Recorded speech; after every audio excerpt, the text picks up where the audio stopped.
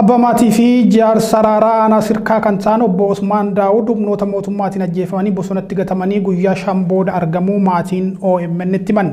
Sadaasa 23 ganama mana jireenyaa isaanii keessaa miseensota maatii kaan waliin qabamanii erga turanii booda gaafuma sanaa bulee namoota isaan waliin qabaman keessaa muraasni ajjeefamanii turanii jedhu.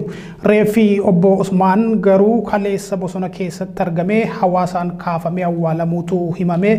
Dabalata oduu kanaatiif Siraaj Sabaa fakkattaa nutti isinitti hima.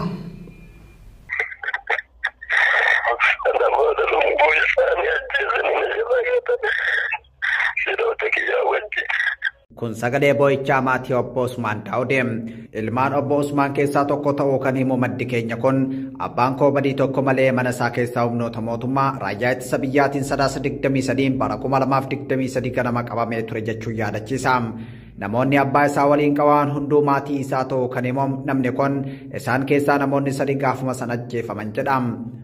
Abbaan kiyya mana isaaniitti ganama dhaqanii manuma isaaniitti fuudhanii sana booda mana isaaniitti fuudhanii ilma daadaa kiyyaa wajjin akkasuma mucaa kayyuu kiyyaa wajjin fuudhanii deemanii reebaa oolanii akka bofaatti tumaa oolanii.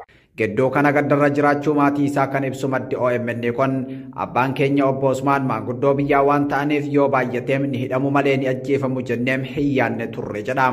Waajjira poolisii fi waajjira gandaa iyyaafachiisanii isaan dhaboo kan himu ilmi isaanii kun ganda baadiyyaa waajjira Rabbasaa irraa fudhatamanii garama akka geeffaman barbaadaa erga turre halkan shan booda guyyaa kaleessaa reeffi abbaa keenyaa bosona keessatti argame jedha.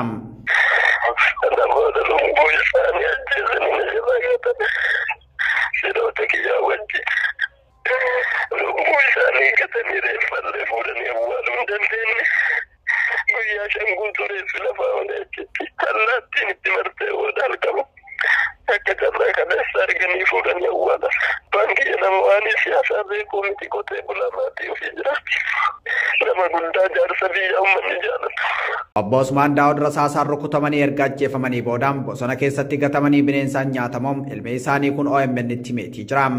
Ajjechaa suukaneessaa kana booda reeffi abbaa isaa kaafamee akka hin awwaalamneef qaamoleen mootummaa dhukaasa bananii waan turaniif kaleessa halkan mandara keessatti abbaa koo awwaalameera jechuun sagalee gaddaatiin ilmi isaanii kun OMN itti himeetii jira.